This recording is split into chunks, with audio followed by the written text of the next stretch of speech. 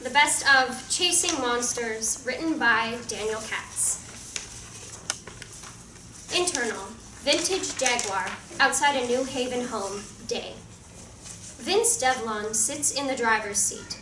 He is alone in the car, smoking a cigarette down to its filter. He looks pale and is sweating profusely. Vince has over-the-ear headphones on which are connected to a small satellite dish that sits on the window of his car, aimed at a quaint house in the distance.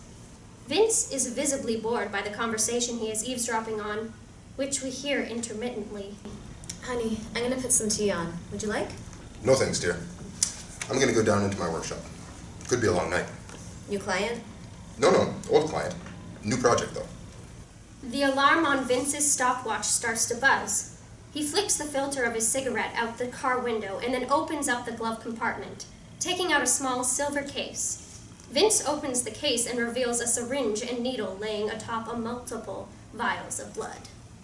External, backyard garden of a house in Queens, afternoon. Warren Baker is doing some gardening. He's covered in dirt, but thoroughly enjoying himself. There are 4 dogs playing in the garden around him. Warren notices that the sun has begun to set. He takes a look at his wristwatch and sets a timer. He heads inside. The dogs follow. Interior, vintage Jaguar, outside a New Haven home, sunset. Vince has the needle sticking out of his arm, having just mainlined one of the vials of blood. Color has returned to his once pale skin. Vince gets out of the car and takes a larger black case out of his trunk and then gets back into the driver's seat and puts the headphones back on. Interior, Warren's home in Queens, night.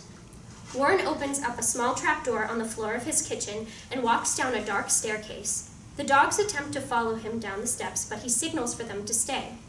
Warren punches a code into the electric keypad on a vault-like door, and then enters a small room with a counter and a reclining chair, the kind you might see in a dentist's office. Warren's eyes begin to darken quickly, the white turning to gray and the brown of his irises turning black. The veins throughout his body darken and appear to protrude. Warren takes a pill bottle off the counter and swallows 2 pills without water. He then takes a non-rebreather mask and places it over his face before cranking up the canister that the mask is connected to. His wristwatch starts beeping, and the last thing Warren does before falling unconscious is click the timer off.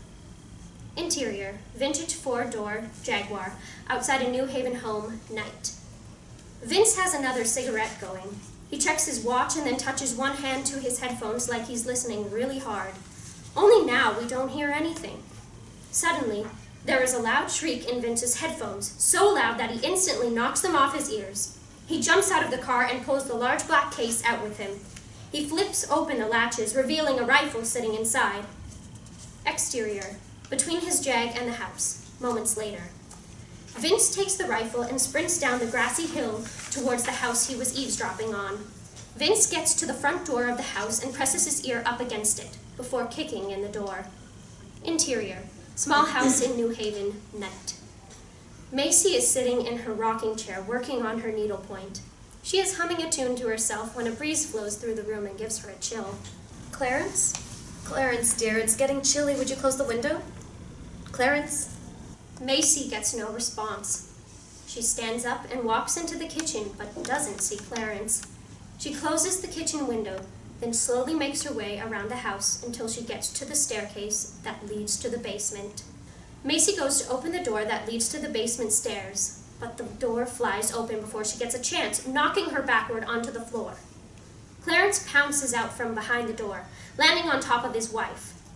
His eyes are completely black, and the veins of his body are so visible through his skin that they appear ready to burst out. His incisors are protruding from his mouth, looking extra long and razor sharp. Clarence lets out a howl. Macy lets out a fearful scream. A bright, full moon shines through the window. Clarence goes to take a bite out of Macy's throat, but just then, the front door of their home is kicked in, revealing Vince, who cocks his rifle and shoots a large dart into Clarence's chest. Clarence howls again, this time in pain, and jumps from Macy over toward Vince, who shoots another dart into the werewolf's chest. This slows Clarence down further. and also causes his large razor-sharp incisors to start retracting back into his gums. Clarence wobbles further towards Vince, getting face to face with the man. Vince jams a third dart into his throat. Clarence collapses on the floor, unconscious. Vince takes his cell phone out and makes a call. Yeah, it's me. Got the mark. Like and hybrid. Subdued. Yes, his wife's here. Yeah, she saw everything. Send the team. Vince hangs up his cell, heads towards the door.